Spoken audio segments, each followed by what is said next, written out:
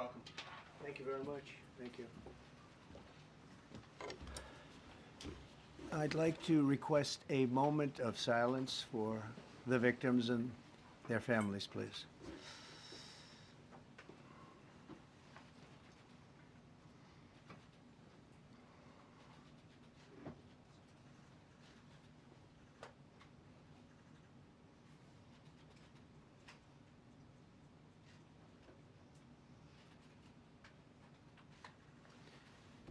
Thank you very much.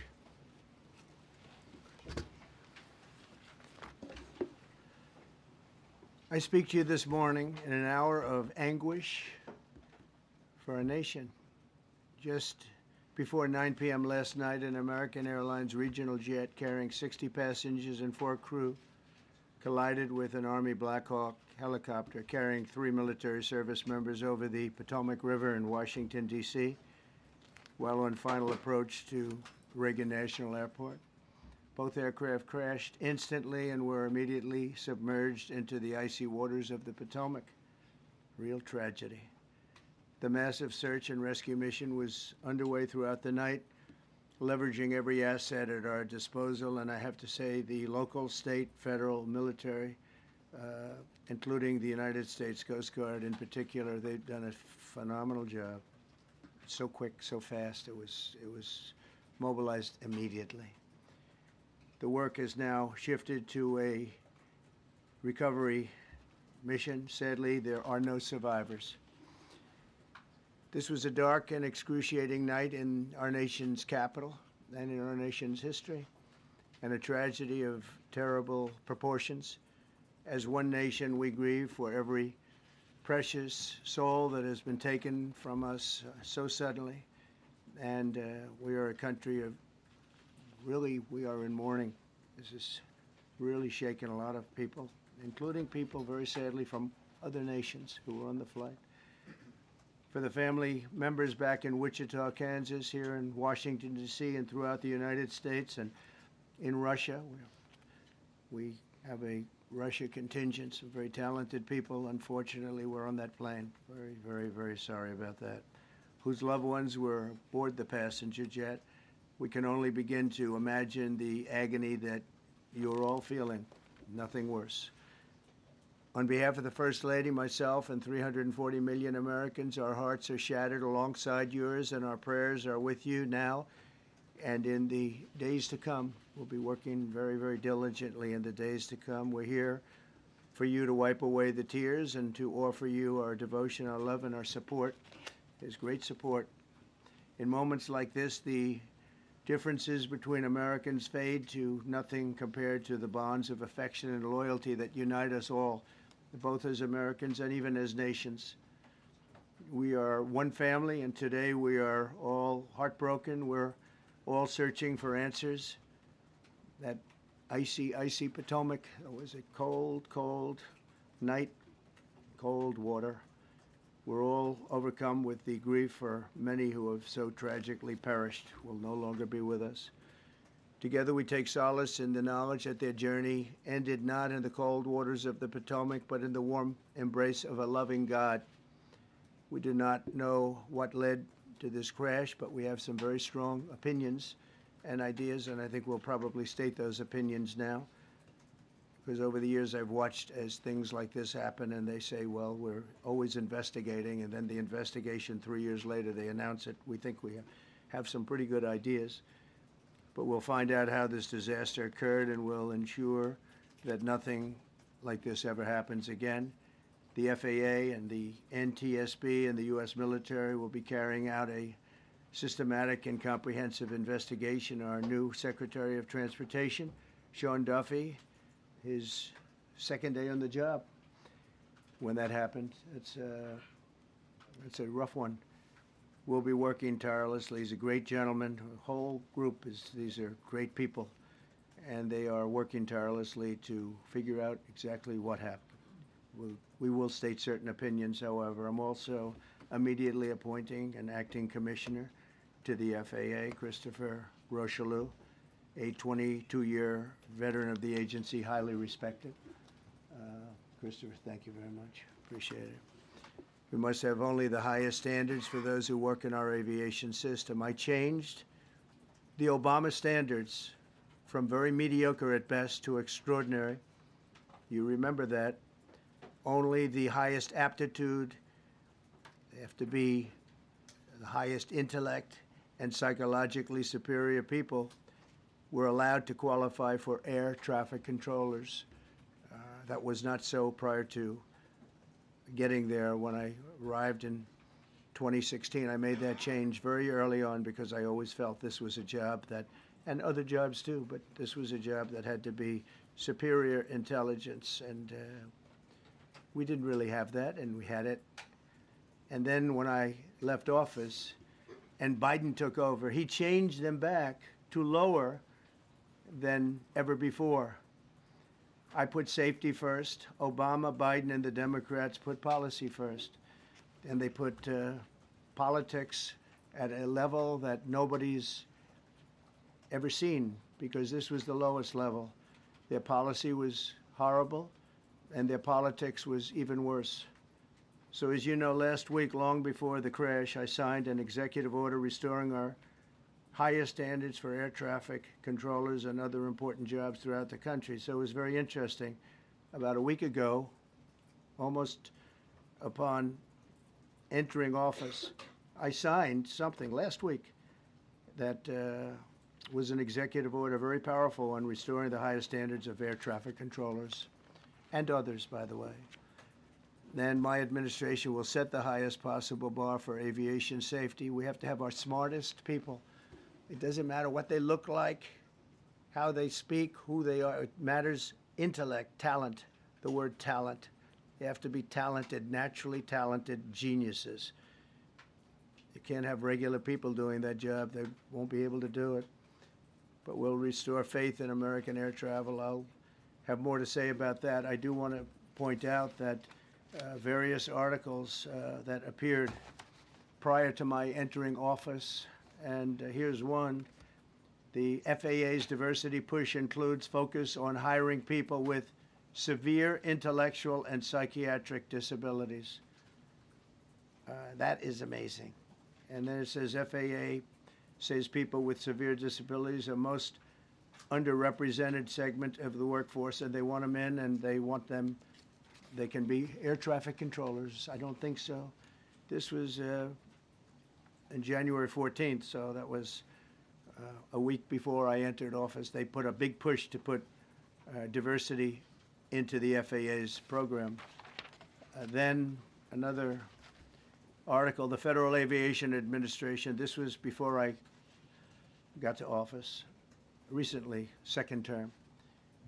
The FAA is actively recruiting workers who suffer severe intellectual disabilities, psychiatric problems, and other mental and physical conditions under a diversity and inclusion hiring initiative spelled out on the agency's website. Can you imagine? These are people that are, I mean, actually, their lives are shortened because of the stress that they have. Brilliant people have to be in those positions, and their lives are actually shortened, very substantially shortened, because of the stress, where you have many, many planes coming into one target, and you need a very special talent and a very special genius to be able to do it. Targeted disabilities are those disabilities that the federal government, as a matter of policy, has identified for special emphasis in recruitment and hiring.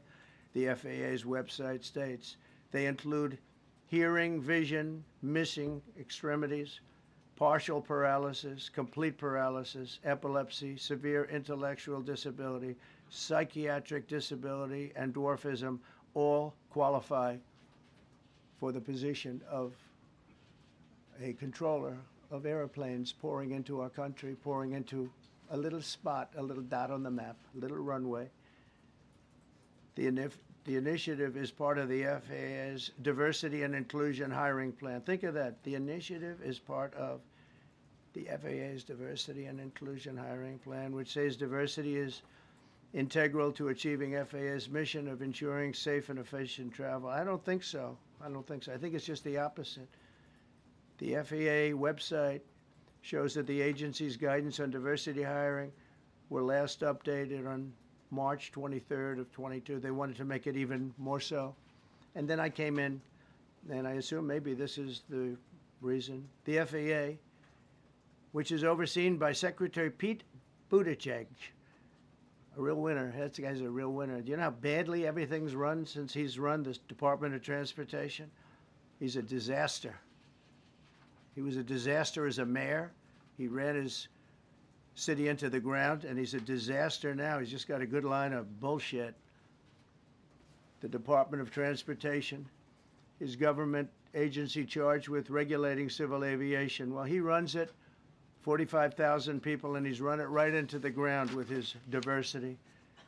So I had to say that it's terrible. Then it's a group within the FAA, another story, determined that the workforce was too white, that they had concerted efforts to get the administration to change that and to change it immediately. This was in the Obama administration just prior to my getting there. And we took care of African Americans, Hispanic Americans. We took care of everybody at levels that nobody's ever seen before. It's one of the reasons I won. But they actually came out with a directive, too white. And we want the people that are competent. But now we mourn and we pray, and would like to ask all Americans to join me in a moment of silence as we ask God to watch over those who have lost their lives and bring comfort to the loved ones. And I just want to say God bless everyone in this room. This has been a terrible, very short period of time. We'll get to the bottom of it. So we all saw the same thing. We've seen it many times. I've had the honor of hearing tapes. Tapes are scary, very scary tapes. You had a airliner coming in, American Airlines. He was doing everything right. He was on track. He was the same track as everybody else. They came in. It's probably the same track as they've had for 25 years or more. He's coming in the path. And for some reason, he had a helicopter that was at the same height, obviously when they hit, but pretty much the same height, and going at an angle that was unbelievably bad. When the air traffic controller said, "Do you see?" You know, he was talking about, "Do you see him?" But there was very little time left when that was stated. And then also he said, "Follow him in." And then almost immediately after that, seconds after that, there was the crash that took place. Well, you follow him in, that means like everything's fine. Follow him in. You had a pilot problem from the standpoint of the helicopter. I mean, because it was visual. It was a very clear night. It was cold but clear, and clear as you could be. The American Airlines plane had lights blazing. They had all of their landing lights on. I could see it from the Kennedy Center tape. We had a tape up on the Kennedy Center. That seems to be the primary. Thus far, I'm sure we'll see other tapes because it's such an area where there are a lot of cameras looking up into the air, into space. So we'll probably see many other shots of it before too much time goes by. But we had a situation where you had a helicopter that had the ability to stop. I have helicopters. You can stop a helicopter very quickly. It had the ability to go up or down. It had the ability to turn. And the turn it made was not the correct turn, obviously. And it did somewhat the opposite of what it was told. We don't know that would have been the difference because the timing was so tight. It was so little. There was so little time to think. But what you did have is you had vision. The helicopter had vision of the plane because you had vision of it all the way, perfect vision of it all the way from at Kennedy Center where the tape was taken. And for some reason, there weren't adjustments made. Again, you could have slowed down the helicopter substantially. You could have stopped the helicopter. You could have gone up. You could have gone down. You could have gone straight up, straight down. You could have turned. You could have done a million different maneuvers. For some reason, it just kept going and then made a slight turn at the very end, and by that time it was too late. They shouldn't have been at the same height, because if it was at the same height, you could have gone under it or over it, and nobody realized, or they didn't say that it's at the same height. At the same height, still wouldn't have been great, but you would have missed it by quite a bit. Could have been 1,000 feet higher. It could have been 200 feet lower, but it was exactly at the same height, and somebody should have been able to point that out. So all of this is going to be studied, but it just seems to me, from a couple of words that I like to use, the words common sense, some really bad things happened, and some things happened that shouldn't have happened. So you had a helicopter going in an identical direction. You had a helicopter that was at the exact same height as somebody going in essentially the opposite direction. You had a plane that was following a track, which is a track that every other plane followed. And I don't imagine, I know I've heard today that they might have been following the preceding plane, which was pretty close, but not that close, the preceding plane. But you wouldn't have even been able to see that because of the direction that the helicopter was coming in at. So you had a confluence of bad decisions that were made, and you have people that lost their lives, violently lost their lives. We're going to take a few questions. I'd like to ask our new Secretary of Transportation to say a few words. Sean Duffy, great gentleman, just started. It's not your fault, and I know you agree with me very strongly on intellect and even psychological well-being of the air traffic control. It's such an important position, and I think I can't emphasize stronger. I changed it when I first ran in 2016. I changed it. We had the highest standard that you could have, and then they changed it back. That was Biden, to a standard I read it to you. That was from one of your papers. One of the people in this room actually wrote that. And then I changed it back a few days ago. And unfortunately, that was, we'll see. We don't know that necessarily it's even the controller's fault. But one thing we do know, there was a lot of vision, and people should have been able to see that, at what point do you stop? At what point do you say, wow, that plane's getting a little bit close? So this is a tragedy that should not have happened. Please, sir. Thank you, Mr. President. And I would just note the President's leadership has been remarkable during this crisis.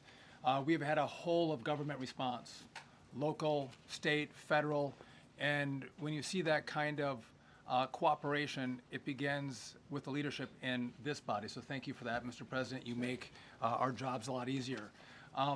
You made an important point that when we deal with safety, we can only accept the best and the brightest in positions of safety that impact the lives of our loved ones, our family members.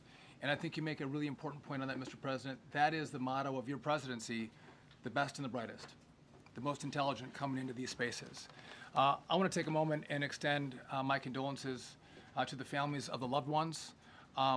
We commit to them that we are going to get to the bottom of this investigation, not in 3 years, not in 4 years, but as quickly as possible, with the NTSB, who is here today, as well as the FAA. What happened yesterday shouldn't have happened. It should not have happened. And when Americans take off in airplanes, they should expect to land at their destination. That didn't happen yesterday. That's not acceptable. And so we will not accept excuses. We will not accept passing the buck. We are going to take responsibility at the Department of Transportation and the FAA to make sure we have the reforms that have been dictated by President Trump in place to make sure that these mistakes do not happen again. And again, I want to thank you for your leadership, Mr. President, and I appreciate the confidence you placed in me. Thank you. Pete, would you like to say something? Well, thank you, Mr. President. Again, I want to echo what the Transportation Secretary said about your leadership. From the moment we found out about this, we were in contact with the White House trying to determine exactly what happened. I would echo it as well. No excuses. We're going to get to the bottom of this. we first and foremost from the Defense Department want to pass our condolences to the 64 souls and their families that were affected by this. Never should happen. And certainly the 3 service members, the 3 soldiers, a young captain, staff sergeant, and a CW2, Chief Warrant Officer, on a routine annual retraining of night flights on a standard corridor for a continuity of government mission. The military does dangerous things, it does routine things on the regular basis. Tragically, last night, a mistake was made. And I think the president is right. There was some sort of an elevation issue that we have immediately begun investigating at the DoD and Army level.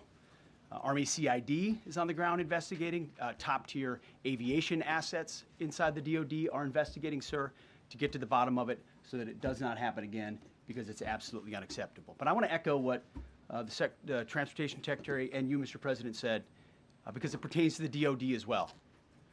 We will have the best and brightest in every position possible. As you said in your inaugural, it is colorblind and merit-based. The best leaders possible, whether it's flying Blackhawks and flying airplanes, leading platoons, or in government.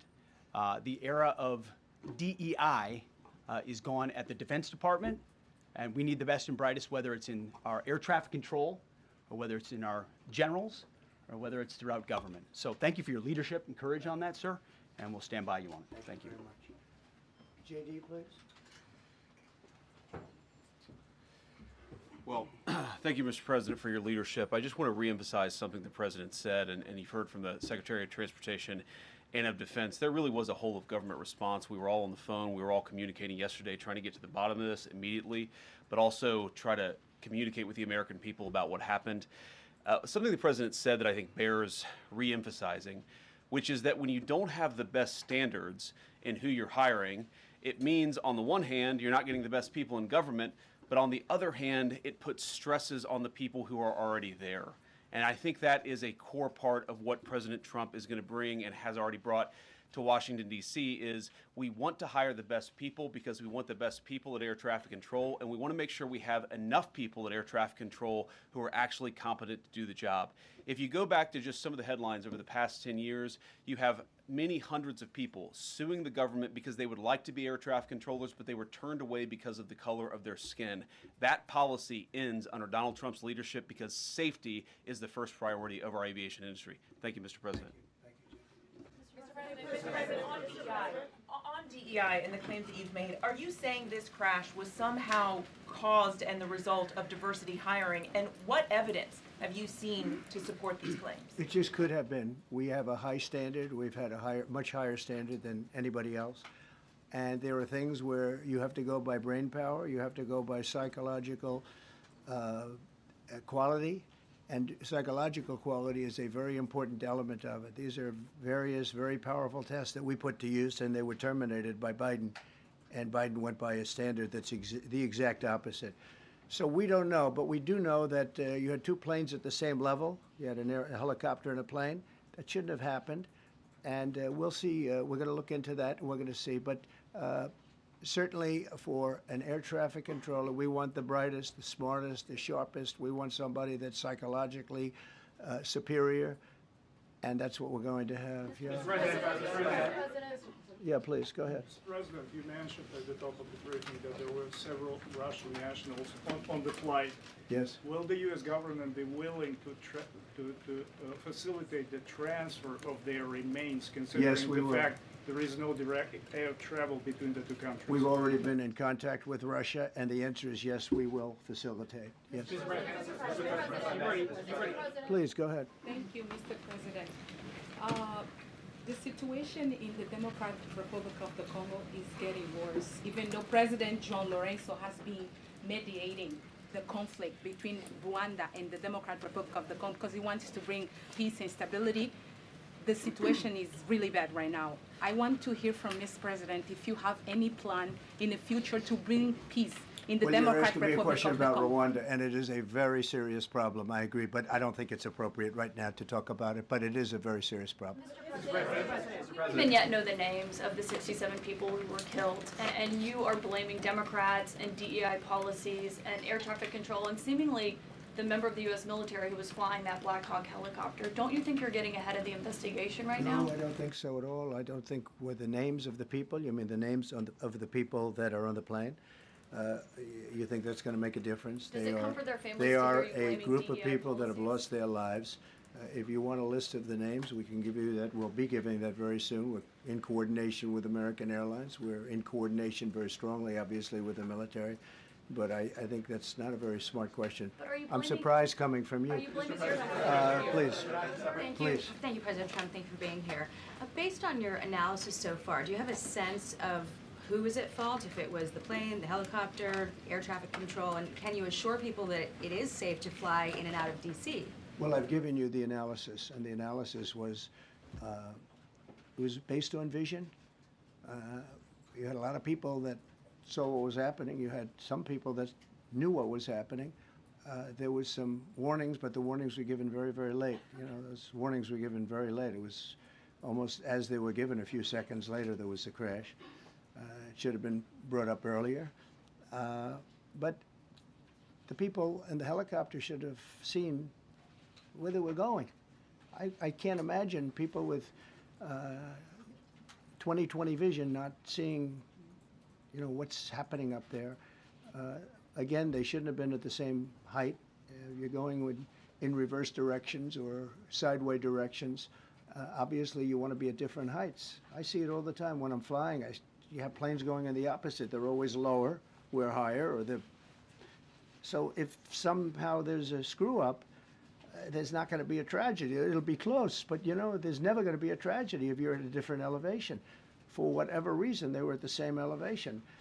And also, from the American Airlines standard, he's along the track that every plane is along. You say, what was a helicopter doing in that track? It's very sad. But visually, somebody should have been able to see and taken that helicopter out of play, and they should have been at a different height. Thank you, sir. You mentioned the Russians that were on board that plane. What other nationalities were on board that passenger? There were a couple of others. We're going to be announcing it in about an hour. We have some very specific information. We're calling the countries. We've spoken to most of them, but there were some other countries represented. Mr. President, have you spoken to President Putin? I have not, no. Mr. President, on your executive order. Not about this. On your executive order, you've already issued an executive order. You say will restore aviation safety. Right. This crash happened after that. Was the executive order successful, and what more needs to change to keep people safe? Well, you know, we issued it 3 days ago, and we're in the process of making those changes. This is something that should have been done a long time ago. Actually, my original order should have never been changed, and I think maybe you wouldn't have had this problem. Maybe. Yeah, please, go ahead. Yes, thank you. We see like everyday life that very often those diversity hires cause sometimes issues, as you just mentioned. So what plan do you have? Are we going to see some fire? Are you going to fire some of those diversity hire in the federal government? What plan do you have? I would say the answer is yes. If we find that people aren't mentally competent, you see the language. The language is put out by them. And if you see that, I'm not going to bore you by reading it again, but these are not people that should be doing this particular job. They'd be very good for certain jobs, but not people that should be doing this particular job. Mr. President, you have today blamed the diversity elements, but then told us that you weren't sure that the controllers made any mistake. You then said perhaps the helicopter pilots were the ones who made the mistake. It's all under investigation. I understand that. That's why I'm trying to figure out how you can come to the conclusion right now that diversity had something to do with this crash. Because I have common sense, okay? And unfortunately, a lot of people don't. We want brilliant people doing this. This is a major chess game at the highest level. When you have 60 planes coming in during a short period of time, and they're all coming in different directions, and you're dealing with very high-level computer work and very complex computers.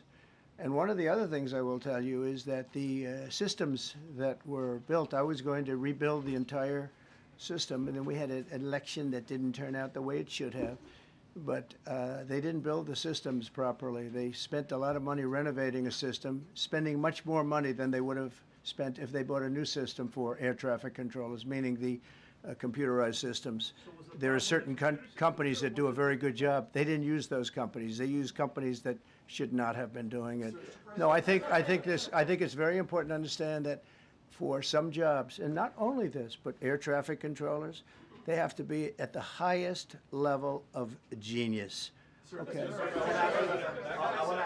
I want to ask you about the ice skaters in a moment because the U.S. ice skating community was affected. But first, if I can, the cited FAA text that you read is real, but the implication that this policy is new or that it stems from efforts that began under President Biden or the Transportation Secretary Pete Buttigieg is demonstrably false. It's been on the FAA's Who said website. That, you? No, it's on the website, the FAA's website. It was there in 2013. It was there for the Take entirety. a look, what I read. It was there for the entirety of your administration Nice and too. easy. So my question is, why didn't you change the policy during your first I administration? did change it. I changed the Obama policy, and we had a very good policy. And then Biden came in, and he changed it. And then when I came in 3 days ago, I signed a new order bringing it to the highest level of intelligence. Okay. It was on the website. Please. Quiet, quiet. Thank you, Mr. Welcome President. Back to the. I'm sorry. You mentioned that a vision was probably the problem that was at issue in this crash. There's been some reports that one of the pilots in the helicopter may have been using night vision equipment. Was there any I heard indication? that. We don't know. We're going to know that pretty soon. It may change your view plane if you do have the night vision. So it's very possible that could have happened. That would be maybe a reason why you wouldn't actually see as well as on a clear night. You can see sometimes better without it. I have a couple of more. Mr. President, is it helpful to have your Secretary of Transportation confirmed, and does this intensify your interest in getting other nominees confirmed quickly? Go to what? Is it helpful to have your Secretary of Transportation confirmed, and does this intensify your interest in getting other nominees confirmed quickly as well? Well, sure. We want fast confirmations. And the Democrats, as you know, are doing everything they can to delay them. They've taken too long.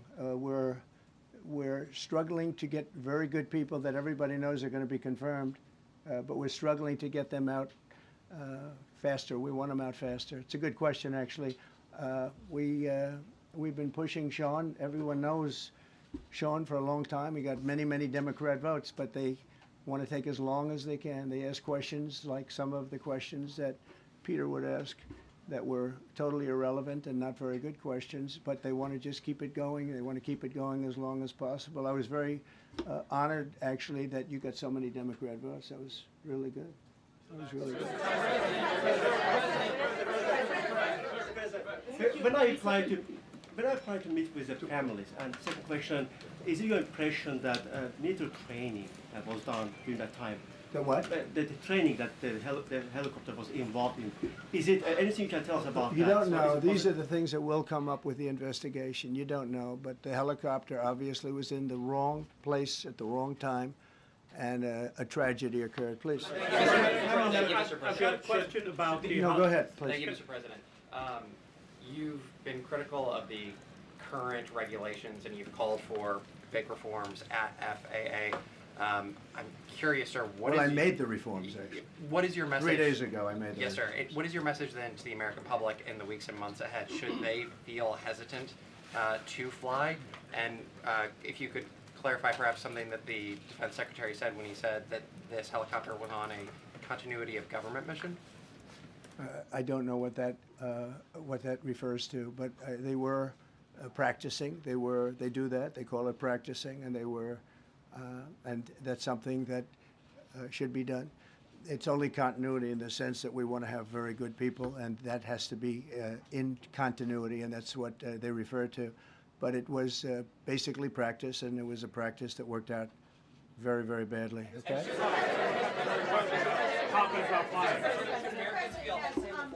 On his question, the first question, should people be hesitant to fly right now? No, not at all. I've not hesitated to fly.